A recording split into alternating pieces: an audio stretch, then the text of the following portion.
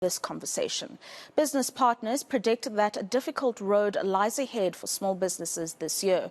With rising costs, continued blackouts and a fragile economy, small business owners will have to be prepared. David Marobe from Business Partners says it's important to remain resilient, flexible and to make sure that you have the right plan B and possibly plan C in your back pocket. He joins us this morning to tell us how exactly this can be done. A very good morning to you, Mr. Marobe, and thank you for joining us on Newslink. Let's start with that. How does a small to medium business remain agile and flexible in such a tough operating environment at the moment? Thank you for having me, Rafia. Yes, it's a very tough environment for our small and medium enterprises. I guess planning, the very fact that we are saying that you need to have that plan A, and if needs be, have plan B and plan C in your back pocket so that you can be able to respond to the changing circumstances that we are facing in the country. You mentioned that there are rising costs out there. There's been load shedding, and SMEs have to contend with all of that, and their customers find themselves under due pressure where their disposable income is under pressure. So it's a bumpy ride out there for entrepreneurs. They need to have that entrepreneurial quotient of remaining resilient. And that resilience is going to be ever so important because you would have heard over the last few months we've been talking about a looming recession, and given the growth prospects that were highlighted by the South African Reserve Bank. Please continue. Yes, indeed. I mean, the Reserve Bank governor really points out to the challenging environment that we are facing. I think he's now already downscaled the growth expectation to about 0.3%, very different from what was predicted before. All economists differ in terms of what is going to happen. The majority of them have sort of a pessimistic outlook, given that we are all still reeling from the effects of COVID-19 pandemic.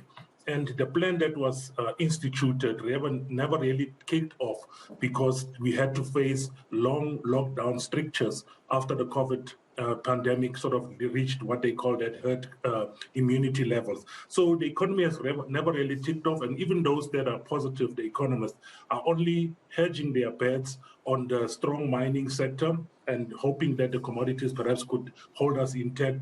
But the recent statement by the Reserve Bank governor really points to the true challenges that our people are facing, and more specifically the small and medium enterprises. So we're saying to entrepreneurs, you don't have any choice. You have to be resilient. You have to plan to face the worst that comes your way. If needs be, get a business expert to support you, somebody who can help you with things like your pricing levels, to give a balance between your profit expectation and the cost pressures that most of your customers are facing. Yeah, and also we're going to see that a lot, and I wonder how they strike that balance, because you mentioned two important things here. Consumers are under huge constraint, and businesses are faced with the challenge of still getting business. So when we speak about the strategic pricing, maybe break that down a little bit more for us, where an entrepreneur can manage their costs, but also make sure that they're able to get the consumer to spend what it is the business owner is asking for. I think it's far more easily said than done. Hence, in times like this, we need perhaps a pricing expert to come and give you the expertise to see what levels can really be the sweet spot for you to be able to still keep the customers that are on board and be able to attract others. That's why we often encourage our technical assistance programs, where some guidance and mentorship, that you can have a sounding board and you can test that market as you go along to say, perhaps this is the sweet spot for where we can charge our customers, because clearly one can never tell where these costs are going to end. Who of us anticipated that NERSA would give the level of increase that they've awarded to Eskom of 18.2% or so? The president has even sort of intervened by saying, hold it back a little bit because the pressures are just far too high. And also the fuel prices have been rising as a result of the geopolitical challenges that you've been facing up in Europe. And, these challenges are unfortunately trickle down to the ordinary man in even here in Africa, and to the ordinary small and medium enterprise. Now, investment and getting investors into your business is probably going to be one of the huge contributors that keep them afloat this year.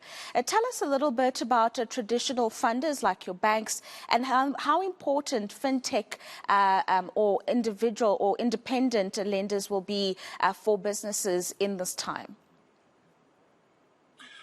Well, with the lackluster economic outlook, we expect the banks to be a bit more cautious, to be even to the point of being maybe risk averse, with the prospects of growth not as rosy as we would like them to be. So with banks holding back, I would encourage small and medium enterprises to look to alternative funders.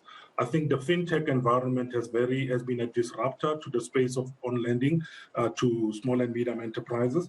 But there is also a non-bank lending SMEs, such as business partners, who would be able to sort of navigate the environment with the smaller and medium enterprise to try and see what can be packaged for the SME. And sometimes it may lend the SME in exceptional circumstances to perhaps saying, let investors come into my business just to help me ride the wave of this challenging environment, this bumpy ride that we are all facing. So we would encourage small and medium enterprises to look at alternative funders, including fintech and independent institutions of lending and non-bank SME lenders such as ourselves. And here's something that's quite encouraging, given that all of us are constantly on our phones, David. Social media, small to medium enterprises can really take advantage of the different platforms that currently exist. Tell us how they can do so. Look, I think these platforms have realized that they are actually in every second person's hand. It's a tool to reach out not only to your friends, but those that may want to have the products and services that you're offering. These social media platforms have invested a lot into developing their e-commerce capabilities, and seeing that most small and medium enterprises do not have the deep budgets to be able to reach wide masses. Social media may be a lever that they can use to reach out to their customer base, to be able to say, this is what we are offering, and also entrench what we call their customer centricity, to be able to reach pre-service, during the service offering, and post-service as a way of making sure that they can remain competitive in the marketplace. It's very challenging. Unless you do that, you might find yourself out of business. And then just a final thought from you, David. You've seen the crippling effects that the blackouts or the power cuts have had on small and medium enterprises. In your experience and in your engagement with the different enterprises, have you found that many of them have had to ultimately close their doors because they just cannot keep up with the uncertainty of the power crisis at the moment?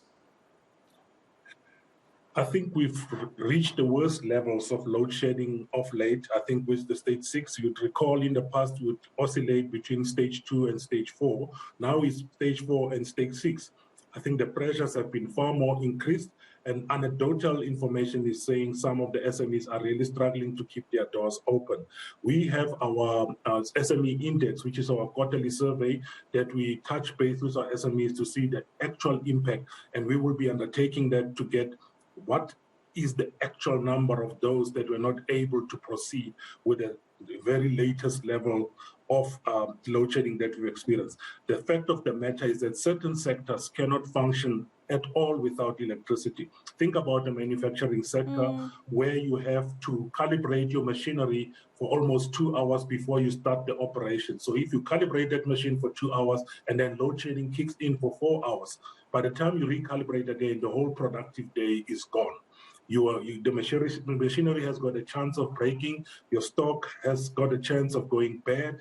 So these are the challenges that SMEs are facing, and I think with our latest index that come through, I'll be able to give you a spot-on number as to how many of them really couldn't make it through this latest bout of load shedding. And we'll definitely have that conversation as soon as that index is finalized. Thank you so much for your time this morning. We're speaking to the General or Executive General Manager for Impact Investing at Business Partners Limited, David Marobe there, ending off the conversation saying that there are small businesses that are really struggling with the power cuts, and of course an index will show just how bad it's been.